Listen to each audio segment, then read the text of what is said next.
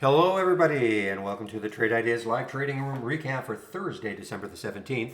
My name is Barry Anderson, moderator of your trading room. Any questions you may have for me, you can use this email address. Link to the free room, 100% free. You do not have to be a member of Trade Ideas to be in our free trading room. Room is open Mondays to Fridays between 9 a.m. and 3 p.m. Eastern Time. I share my screen live on the mic. In the email you're getting, you will see a promo. Oh, you'll see a link to my homepage, in which you'll see a link to take out a subscription with a promo code.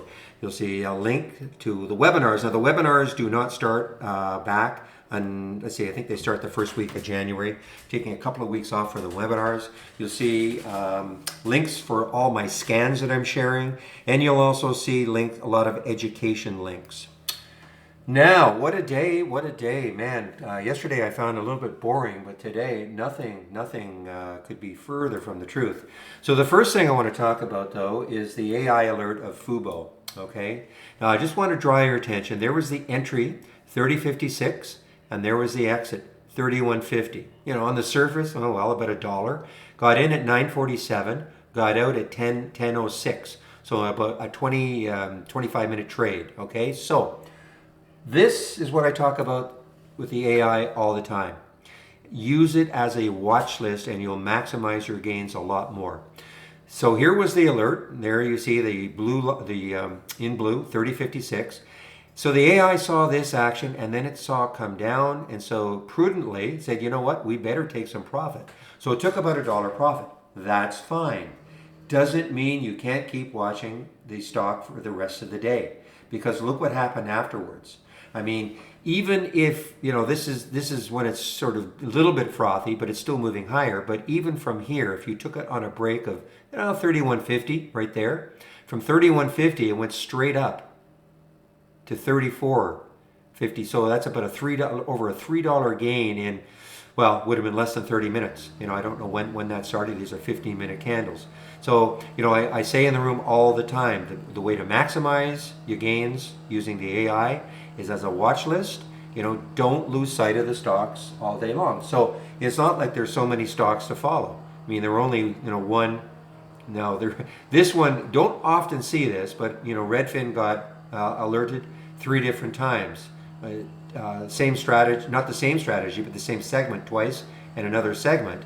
So really only 1, 2, 3, 4 stocks to follow for the day. So use it as a watch list, guys, okay? You'll have sometimes you'll have several opportunities. For instance, what if this one pulled back to here, started to base, and then popped again, started to shoot higher? I mean, this is an all-time high for FUBO. So, I mean, the sky is the limit. We don't know where it's going to go, but at least you don't have to worry about any chart resistance. Now, I wasn't personally too active in trading today. I did take this one though, TRIT. This had news after hours and it looked pretty damaging. I didn't see it after hours, but I saw it this morning. And the news is something about, where is it? Demand for payment. Sounds pretty ominous, okay? A demand for payment from, I'm not sure who, like it's either a subsidiary or a supplier. I don't really know. All I know is that's what the headline said. So I looked at this and I said, you know what? I've got to somehow find a way to get short. And, so I actually ended up taking the short when it broke underneath 10 right here, just underneath 10. Look what it did. It got all the way down to 8.57. I covered mainly right there, popped up, and then it moved back down again. A little bit more choppy, but that was just a really nice pre-market short. One of the reasons why I'll do a short like this in the pre-market and not wait for the market to open is that this was already down well over 10%. So if you know anything about the uptick rule, you know that it's hard to short a stock that is down 10%. It's harder. First of all, of course, your broker has to have shorts available. But even if they have shorts available, typically when you want to short a stock, you just go in at the bid and short it. But when a stock is down over 10%, then this uptick rule takes into effect. And so before you can short it, say the bid, there has to be some action up at the ask, and then it has to go back, of course, to the bid. But the problem is you could be in a big queue of people wanting to do the same thing. So you could end up, sometimes you get lucky and you might get maybe you're top of the queue or near the top of the queue, and you might get a fill where you want. Sometimes though, you'll just see the stock starting to drift down, down, down, and I rarely chase them.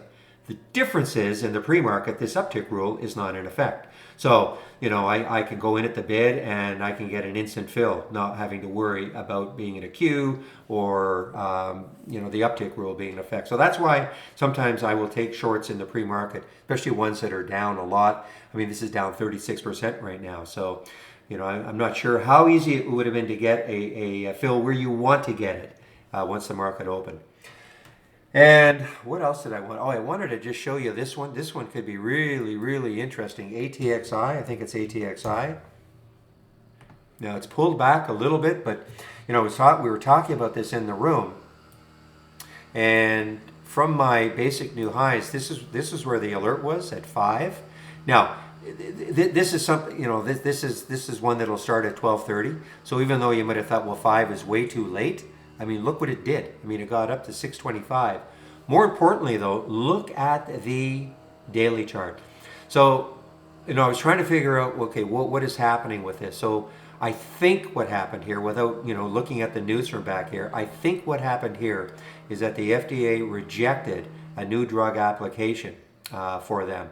And that tanked the stock. And it's been sitting doing nothing for a long time. Today, they have resubmitted, okay? They have resubmitted a new drug application. Doesn't mean it's going to get accepted, but that was the news, a resubmission. You would think that for the reasons why it was rejected, they've cleaned up all the reasons, and maybe, that's why. So anyway, it could be very interesting looking at this one tomorrow to see if it could continue to fill this gap. So very exciting happenings in the room. The other thing that happened today, let me see if I can just bring up my halts resumes. Look how many halts resumes there were. This is the day of the halts resumes. So many of them.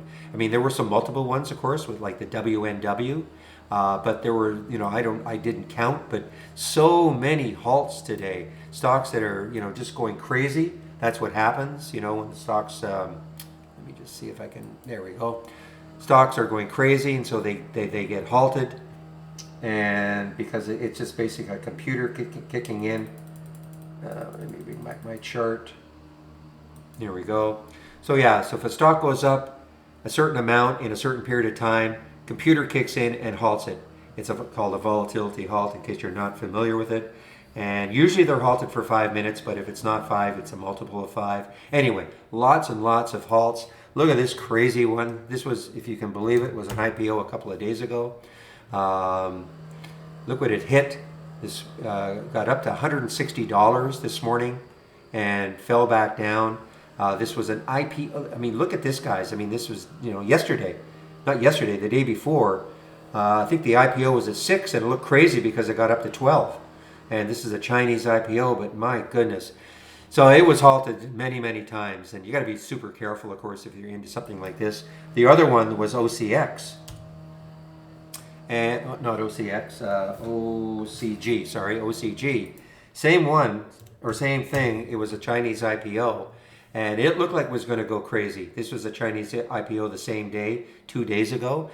And look what it did after hours yesterday. It looked like, and this is this morning, looked like it was going to go absolutely crazy.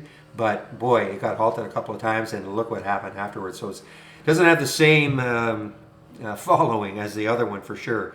This one, when I looked at what they do, it seems to be kind of like an auction house for art, and also, maybe for the rich and famous bidding on art and artifacts. But the other one is more of a food supply company, shopping. So obviously more of an appeal to the masses. But it'll be interesting to see what happens with this one tomorrow. But you got to be so careful. Low floats on both of them. I think they only issued about 5 or 6 million shares in both. All right, well, I'm almost breathless. I have to get back into the room to see if there's going to be anything else happening. So I want to bring back the capture program. There we are. So if you have any questions for me, and if you want, for instance, the halt resumes, again, just click on my homepage link that you're getting in this email and find the scan section, and all the scans that I'm sharing are there. So again, so if you have any questions, the room will open tomorrow at 9 o'clock. I hope to see you then. Bye.